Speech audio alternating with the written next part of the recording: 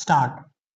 The appellant was convicted by the trial court under section 306 IPC on the allegation that his farm labor deceased committed suicide because of the harassment meted out to him by the appellant. The prosecution case was that the appellant 2 days prior to the incident leveled an allegation of theft of ornaments against the deceased, that the appellant had also demanded from the deceased rupees 7,000, which was given to him as advance at the time when he was kept in employment. The conviction was affirmed by the High Court. In the instant appeal filed by the accused, it was contended for the appellant that the conviction of the appellant was unsustainable as no ingredients of offence punishable under section 306 IPC were made out. Abatement involved a mental process of instigating a person or intentionally aiding a person in doing of a thing without a positive act on the part of the accused to instigate or aid in committing suicide. Conviction cannot be sustained.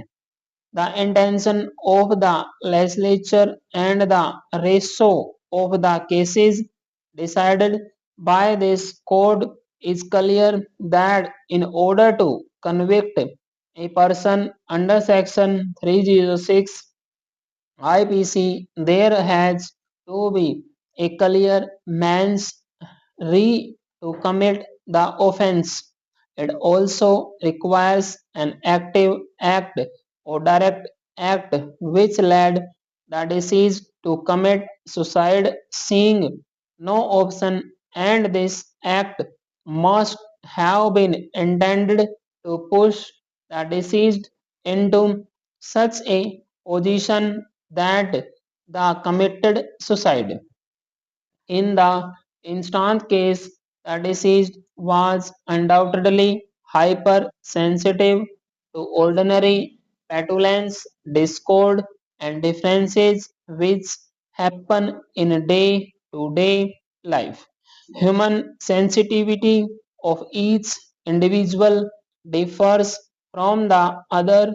Different people behave differently in the same situation. In the light of the provisions of law and the settled legal positions crystallized by a series of judgments of this court, the conviction of the appellant cannot be sustained. The word suicide in itself is nowhere defined in the Indian Penal Code. However, its meaning and import is well known and requires no explanation. Su means self and side means killing, thus implying an act of self killing. In short, a person committing suicide must commit it by himself, irrespective of the means employed by him in achieving his object of killing itself. Suicide by itself is not an offence under either English law or Indian criminal law. SSC is supplier of electricity at notified tariff rate.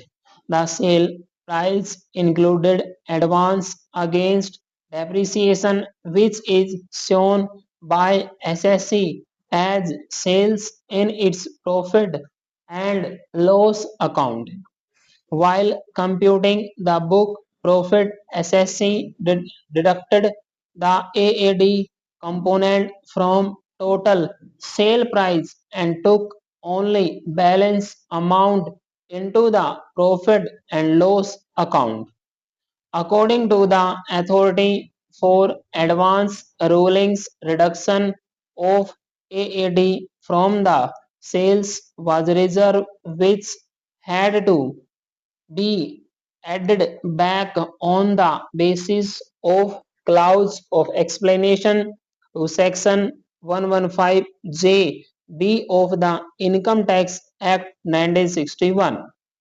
On reading, it is clear that to make an addition under clause, the two conditions which must be jointly satisfied are that there must be a debt of the amount to the profit and loss account, and the amount so debited must be carried to the reserve. Since the amount of AAD is reduced from sales, there is no debit in the profit and loss account. The amount did not enter the stream of income for the purposes of determination of net profit at all. Hence, clause of explanation 1 was not applicable. There are broadly two types of reserves: those that are routed through profit and loss account, for example, a capital reserve such as share premium account. AAD is not a reserve, it is not appropriation of profits, it is amount that is under obligation right from the inspection to get adjusted in the future, hence cannot be designated as a reserve.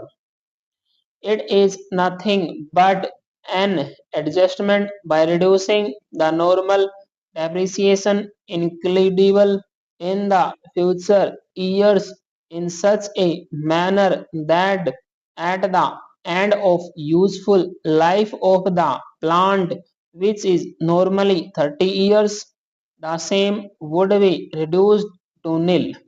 At the end of the life of the plant, AAD will be reduced to nil, keeping in view the facts the profit and loss account will be different from the above. In fact, Schedule 12A to the balance sheet for the financial years 2004-5 onwards indicated recouping AAD income received in advance. It is timing difference and represents adjustment in future which is inbuilt in the mechanism notified by the income tax department.